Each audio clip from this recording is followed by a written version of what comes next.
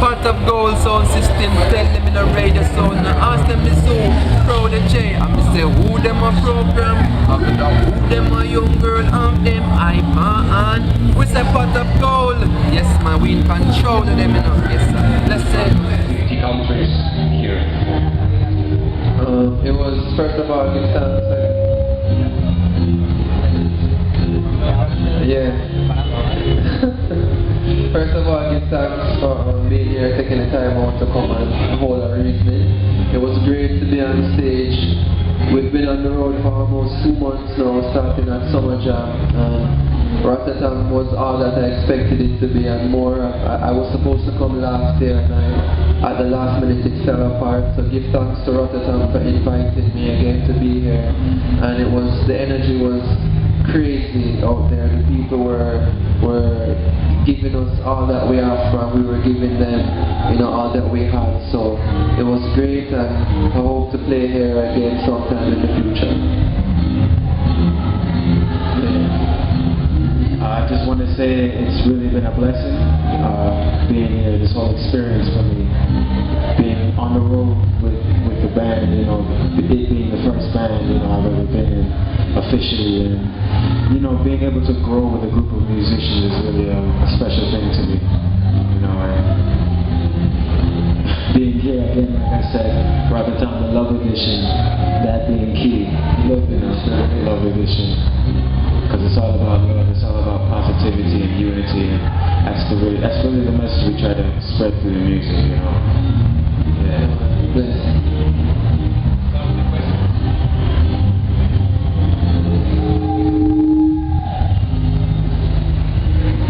Yeah. What's up?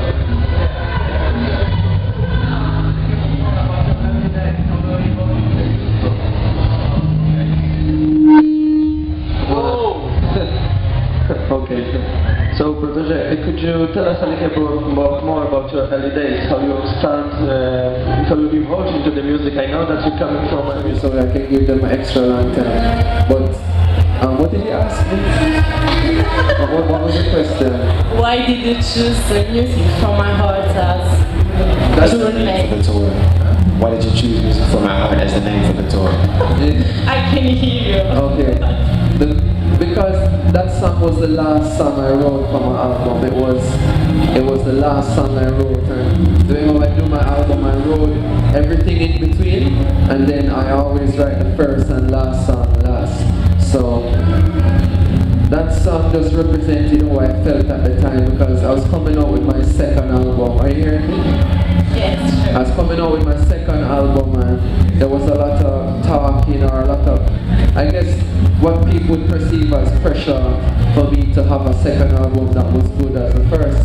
So I was thinking about it and decided to write that some music from my heart, and it just came out. And when it came out, it really meant a lot to me. So I wanted the tour to have that energy, that listen, we're here to play music, put us on stage, let us play music, let us connect with the people, because we're doing the music to connect with people.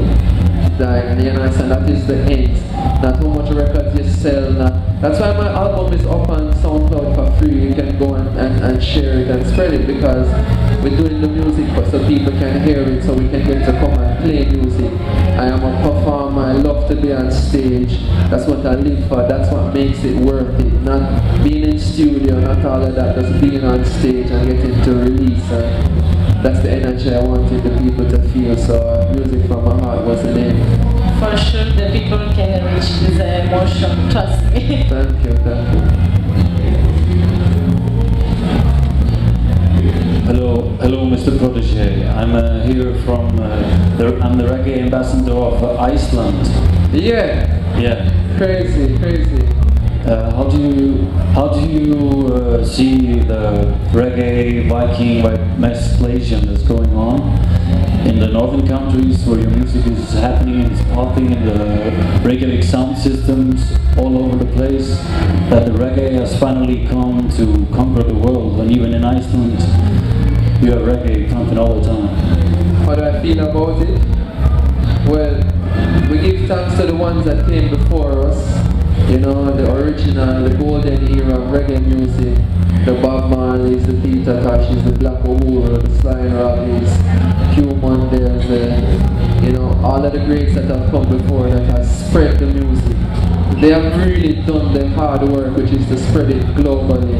And now we as youths are coming up to reinforce it to a new generation. So it's great that reggae music is spreading all over, but we still need to spread it more. And we need people that love the music to share the music. And I just want to do my part to travel the world, go to places I've never. Music has taken me across the world, not the whole world. I haven't been to your country yet, God willing I get there, and a lot of other countries, but right now we feel good that reggae music is being spread because it has a good message. That is the thing, a message people need to hear now, and that message is not exclusive to reggae. We see a lot of other music spreading that message, and that message is love. That message is void of color and race and country and division. It's a message of oneness, a universal message of oneness, and that's the message you want to push across. Yeah? Thank you very much. Yeah man, bless up, bless up. Bless up. 1 second before, do we have that paper? Alright, I'm going to be passing around a sheet, and it would be great if all the media could give me the contacts that you have so I can share new music with you and give you stuff before it comes out so that you know you can listen. So make sure you just write down the information and we can link up and you know share thoughts and stuff. Okay? Alright. Last question for me. In many interviews you always said that you put a very big attention into playing music with your band and that you don't want to perform without your band. So how it's important for you to play music live, you know, like you did it? Just imagine like you have a bunch of friends and you work hard to play music and you spend hours and hours rehearsing when you don't have any shows. You just play music to play music, and then I have to go and leave them and go and do a show without them. That's not fun. It doesn't matter. I mean, I give thanks because I've had opportunities and that has led me here right now. But it's not fun for me because no matter what, it will never be the same. I can't look around and see their faces, and it means a lot to me when I can do that. We work on the music, we work hard, and we play it different than it sounds on the albums too because we have our own individuality. You know, if take Paris for example, is classically trained at piano and it's really jazz and R&B, and yet he comes into Indignation and plays the dub, plays the reggae, but splashes his own flavor on it, and it sounds unique. That's why Indignation, there's no band that sounds like Indignation because the blend is so different. Jason is a rocker. He grew up on Jimmy and Beatles and Cream and all those bands, and I mean, he plays that way, but it sounds good, it works for what we do, and everybody has their own unique sound. And I think the greatest thing about our band is that we play free. We just do, we don't plan it, like anything goes, anybody can do whatever, and I'm not going to be like, what was that? It's just freedom, have fun. And I heard that that's the way George Clinton always approached music too, was free. I was watching something and they were talking about how free he was with his band and how that let everybody just evolve and the sound evolving, and we're playing music different than when we started on the tour 2 months ago. It's all new and fresh, and that's what Indignation brings. That's why there's no me without the musicians, you understand? I'm an artist, I write, I do my solo career, but when I'm on stage, it's a unit. And as we progress also, I'm sure you'll hear music from us as a band. Yes. Mama, don't cry for me if I don't win a Grammy. I want you to tell me something about this. I was writing the song, as I said, music from my heart, And you know, I was just thinking about accomplishments and what people term as success. And I always find that a lot of the times you delay your happiness, like you say, you know, when this happens, I'm going to be happy, or when I get that, I'm going to be happy, when I perform. And I was thinking about that, and it just came to me. Because my mom has been a supporter, big supporter of me. When a lot of people didn't believe in me, she was always the one saying, you know, we're going to do this, we're going to accomplish it, I believe in you.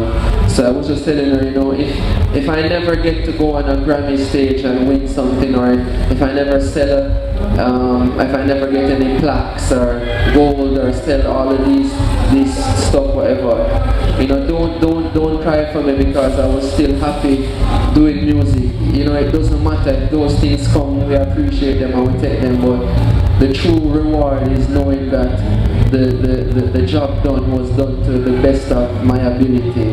And if I do that, then there's no other reward that can top the satisfaction knowing that I did the best we could, and that there is pride and success in that. Really opinion about not having reggae music like MTV music, about not really, I can see right now nobody is really getting a Grammy. So how do you see this? What is your feeling about this? I'm just here to just play music, brother. I'm a vessel and I'm here to do my part. I don't really get caught up in all of that, and you know, as I said, the earthly rewards. My peace comes in, and I say, doing what I can do to spread the message and to keep up the music. And anything else is extra, is icing on the cake for me. From I get to play music in front of people, that's what I want to do. Anything else after that is just icing. Is the paper circulated? Yeah? Alright, nice. Hey Protoje, this is Björn from Sun Radio Cologne, Germany.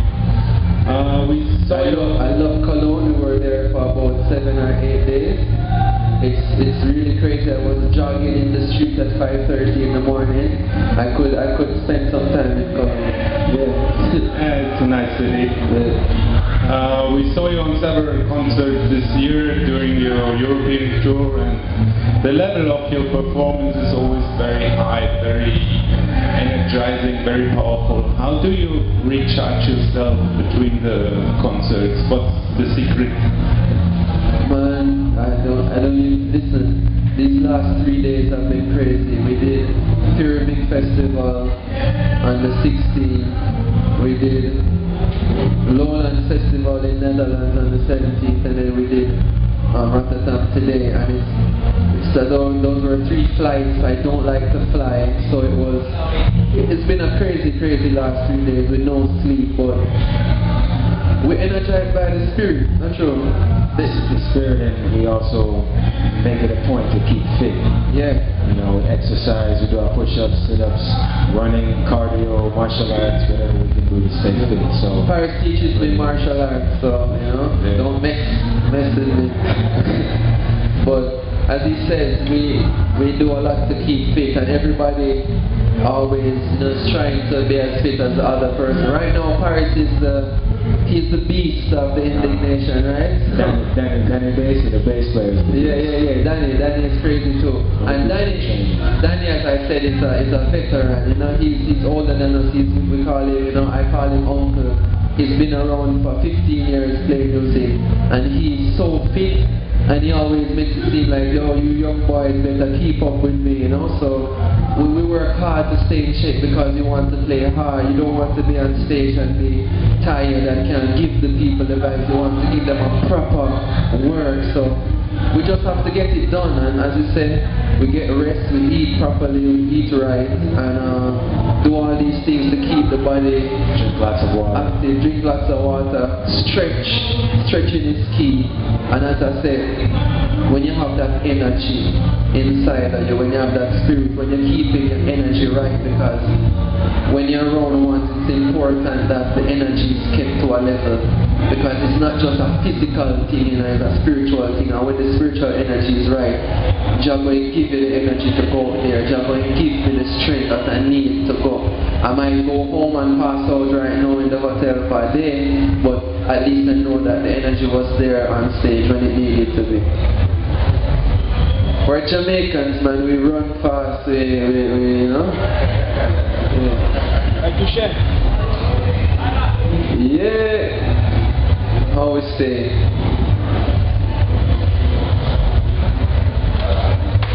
Good? Yeah, I've got a present. Yeah, let's see it. Come on. Word up. I love the colors already, you know? Yeah. Let's see what we have here. Yeah? Right? Oh? Okay, wicked. We're coming to Paris in October. Yeah.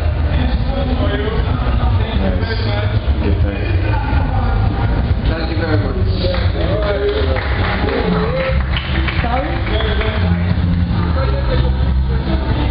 Soon enough. If this is the last question I want to say. I have a curiosity. It's a strange question. What? It's a strange question, but I have to do this. You usually take always the hat, the Rasta hat. This hat in the live show. You changed this before when you sing head Rastafari. Yeah. And you change always this hat, and you put this Rasta hat. Yeah. Have you a special relationship with it, or is it only to choreography, or I don't know? No, Because yeah. I recognize you with this hat always. Yeah. Alright, nice question. You understand the meaning? I don't know. I understand you perfectly. Okay. Alright. Rastafari is basically, this is a very short version, right? It's broken down into different mansions, right? It's the Nile Bingi, you know, there's Bobo. You know, there's Ethiopian Orthodox, and there's the 12 tribes of Israel. Now, this hat is a 12 tribes of Israel hat. And this, you know, Bob Marley used to be in the 12 tribes of Israel. Dennis Brown, a lot of reggae singers from that time. We found that in the 2000 when reggae music was really, really big, it was the Bobo Shanty, Sizzler, Anthony B, Capleton, and you'll see them with their heads wrapped, right? For this reason, I take the Right. So if you look back on some old Bob Marley shows, you'll see people playing in the band with these. No, I just put it on because when I'm singing that song, Hail Rastafari, when I went to the house at 12 Tribe of Israel was when I wrote that song. So it always has a relationship to me with that. I've done it at Summer Jam, I've done it here. Sometimes I don't do it, but I mean, it's just what I feel. Tonight I felt to do it and I just put it on, and people that are in the house at 12 Tribe of Israel will see it and recognize it. But with that being said, it's never about a division. It don't have to do with what mansion a Rastafari you're in, or even if you are a Rastafari or not. It's a matter if you're living it with love and unity in your heart. That's all I care about. I don't need to know who you praise or who you give your thanks to at night. As long as you are giving thanks is the important thing, and that's what we're about. So with this hat, you more closer to Rastafari. With this hat, No. It doesn't bring it closer, but as I say, it just gives me an energy.